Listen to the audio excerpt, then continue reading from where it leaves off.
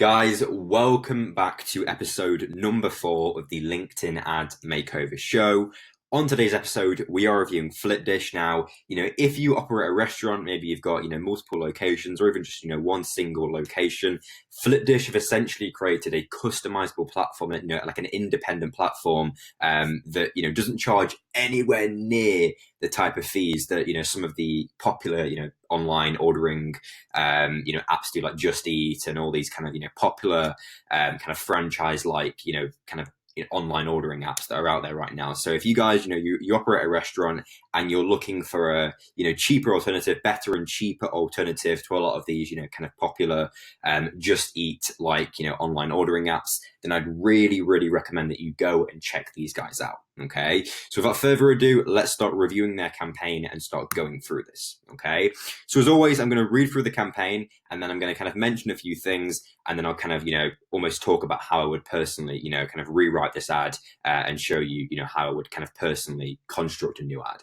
Okay, so let's read this. So take orders direct online in just 2 weeks. Flipdish builds customized ordering websites and apps that increases your restaurant sales. Plus, we'll cut your third-party fees in half. And then the headline is online ordering platform. Okay. So first of all, one of the kind of first things that I'd mention is, try not to go too much, don't go into too much detail about, what your software does. And I'm seeing this so much right now, and it's kind of been a trend, since people have started using LinkedIn ads within the kind of B2B space.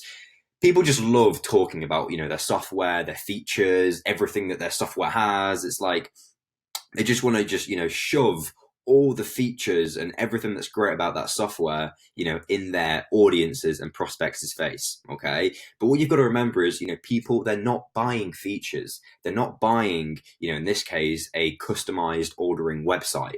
That's not what they're buying, right? They want, they are buying what the outcome of having, a customized ordering, website. They're buying what that is going to do for them. What it's going to do for their restaurant business, what it's going to do for their life. Okay. They're not looking to buy a customized ordering website. Okay. So you've really got to kind of get away from this like feature talking, product talking kind of, speech and ads. Okay. Because people just immediately switch off. Okay. So really try and touch on the problem. Okay. I always say, try and write your ads like you're writing to a really, really irritated and annoyed friend, almost like a therapist, right? This problem they've got, this restaurant owner in this case, they've got this really, really big problem, with their current online ordering system. And, in the ad, your goal is to kind of, speak to them in a kind of like soothing, therapeutic type way. Okay. Because when you just write ads where you're just like, we're an online, customized ordering website, we'll do this and we'll increase your sales and we'll do this and we'll do this, people just switch off because you're not speaking to them. You're just shouting, right? You're not actually speaking to them. Okay. There's a big, big difference. Okay. Now, the next thing I'd say as well is there's no kind of clear call to action in this ad. It's kind of just, you kind of say this main part here, and then the last part is, plus we'll cut your third party fees in half. But there's no kind of, click the button below, or there's no, download our ebook, or, I always say in ads, you've got to have a really, really, really clear next step. Okay. Your ad should be almost like you're speaking to a 3-year-old, right? They've got to have like a very, very kind of clear next direction of, how to find out more about what you guys do, or how to, book a demo. Like you've got to make it so clear, the steps they need to take, to kind of, potentially start using you guys. Okay. So make it like really, really clear, either at the end of your ad, in, the headline, just make it really, really clear, what the next step is for them to, find out more about what you guys do. Okay. So, that could be, in this case, download an ebook. It could be, watch a webinar on how to, cut your third party fees in half. It could be sign up for a free trial. just make it really, really clear what that next step is. Okay. Because otherwise, if you don't tell people, it sounds silly, but when people are just scrolling through their LinkedIn feed, Facebook feed like zombies, right? If you don't just tell them and you're not just straight about it, people will just scroll right past. Okay, so you've got to be really, really clear with the steps they need to take next. Okay.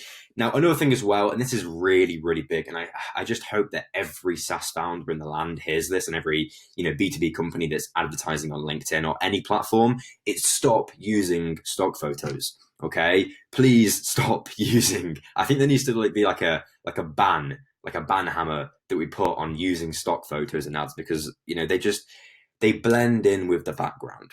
Okay, there's so many of these types of images. The one that always springs to mind is five people sat in a boardroom, one of them classic business meeting stock photos, them shutterstock images. You've got to stop using these images, okay? Because like I said, people can't relate with this. People, these types of images, it just doesn't make sense, right? It's almost like it's what I call lazy marketing. It's like you've not bothered to use a video or use a more creative image that actually is going to get their attention or speak to their problem. Okay, one of the best types of things you can do right now on LinkedIn is use what I call the problem solution video. Okay, now, the father of advertising, David Ogilvy, he always talks about this, when he was talking about like TV ads and when he'd make TV ads, he always created TV ads where it kind of followed the framework of problem solution. Okay, so you'd have someone in the video that's kind of talking about, or they're acting out this this horrendous problem. So in this case, it could be a video of this restaurant owner who's really irritated because his platform right now, his ordering platform, is charging ridiculous amounts of fees, and it's draining his profits, right? And then at the end of the video, or as the video progresses, he finds out about you guys, and you guys don't charge anywhere near as much, and that's like the big promise, that's like the big solution. Okay, so I think there's such a big opportunity right now. I'm going to say this every single episode. It's creating videos, okay? Creating really, really strong, almost like, Dollar Shave Club-esque. You don't have to use, big budgets, but Dollar Shave Club-esque videos where you're really kind of, being entertaining, but at the same time, you're speaking their language, you're speaking to their problems, okay? It's really, really important, okay? So just completely avoid using stock images, okay? They just blend in, they don't work very well, okay? Now, the next thing as well in the headline, all you're really doing here is just stating what the software does, right? You're just stating that this software is an online ordering platform, right? And by doing that, you're not, that type of headline is what I call like a product statement headline. You're just saying what your product or what your software is at the core, right? And by doing that, people don't care. People, like I said, people are not buying a online ordering platform. They're not buying that. They're buying what an online ordering platform, or in this case, what Flipdish can do for them. Okay, there's a big, big difference. Okay, so I always say, for the headline, use what I call a pain-provoking question. Okay, so a pain-provoking question in this case could be, are you sick of having to pay, these ridiculous third-party fees? Or are you sick of, your profits being drained by these, third-party online ordering platforms? Okay, have a question that's going to make them instantly be like, yes, that's a problem for me. Okay, because when you just say online ordering platform, that means nothing to them. Okay, because like I said, they're not buying, they're not in the market for an online ordering platform. They're in the market to solve a problem. Okay, so anyway, enough of that. Hope I've kind of touched on as many things as possible. I might come back to this, but anyway, what I'm going to do now is kind of going to show you the improved version and show you how I would rewrite this ad. Okay, so let's read through this. So is your restaurant's online ordering system a profit-eating monster? Question mark. Most third-party services that our restaurant clients have used in the past before us were pretty much just profit-eating monsters that left them with very little cash to show for at the end of the month. This is why we created Flipdish, to finally put a stop to these profit-eating online ordering systems. Okay. Now, if you want to see how you can, cut your third-party fees in half, click the link below to watch a training video on how to cut your online ordering systems in half. That at the end doesn't really make complete sense. I've obviously not reread that completely, but you kind of get the gist of of how I've kind of created this. And then the headline is your restaurant's online ordering system a profit-eating monster? Now, again, it's kind of a wordplay, restaurant eating, funny. So obviously we are kind of playing on that, but it's, again, I still think there's such a big opportunity right now, especially in the B2B space, where everything is so dry, everything is so boring. Okay, to be a little bit creative. You could, to kind of, your brand ambassador, for Flipdish, this could be, a monster in the ad who's this like profit eating monster, and that represents all the, Just Eat platforms that take, that drain these restaurant owners' profits, right? So it's kind of coming up with funny ways to, funny characters to really kind of communicate, this problem that they're facing. Okay, so kind of deconstructing this ad and why I've kind of wrote it like this. So reading out the headline first. So obviously, as always, the headline, both here and here, it's really just to kind of, first of all, get their attention, but we're getting their attention by calling out a problem that means something to them, i.e., it's, in this case, these, some of these third party, online ordering systems are charging ridiculous amounts of fees, really, really high fees, and they're, making very, very little profit. That's the problem. So we're calling it out. Okay. A huge mistake I see so many B2B, whether it's SaaS, software, whatever companies making on LinkedIn is, they're doing this. They're selling the product, they're selling the software, right? They're selling, they're not selling the problem. Okay. They're not speaking their end users or audiences problem. Okay. And they're not speaking their language. Okay. And this is why it's so important that you do your research. The amount of, B2B SaaS software, whoever's, advertising on LinkedIn, companies that don't do their research and just spew out, random ads that literally have no relation or don't, the audience cannot relate with the ad at all, is just, it's ridiculous, right? So doing your research is so important, and then framing the ad around that problem. Okay, whether it's the copy, the video, the creative, the whole ad should then be framed around that problem that you found in your market research. Okay.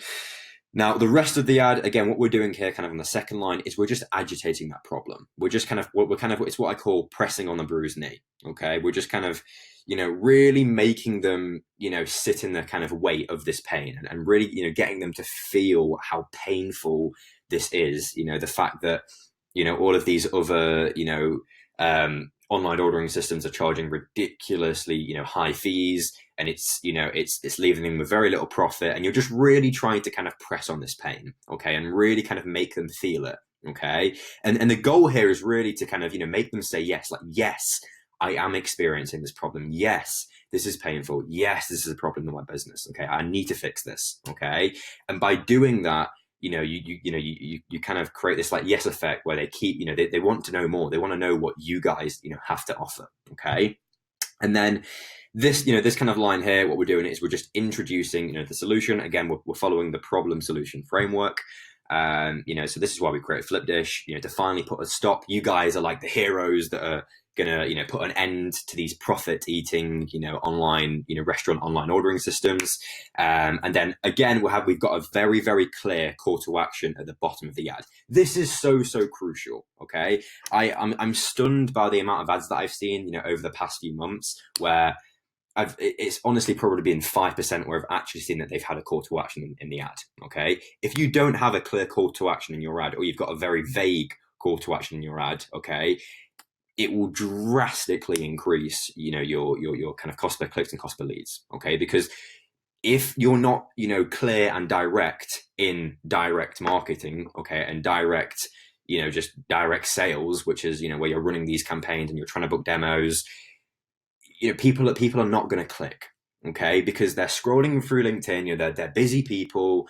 You have to be so clear and direct, especially if you're, going after busy CEOs, busy business owners. You've got to be so clear and direct with, what they need to do next. You're not in a a stupid way, or you're not in a that they're dumb way. It's just you've got to be so clear, because people are scrolling through their LinkedIn feed really, really fast, and they haven't got time to try and figure out, where to go next or what's the next step, and, going to the website. You must have a very, very clear next step that they, need to take to kind of find out more about what you guys do.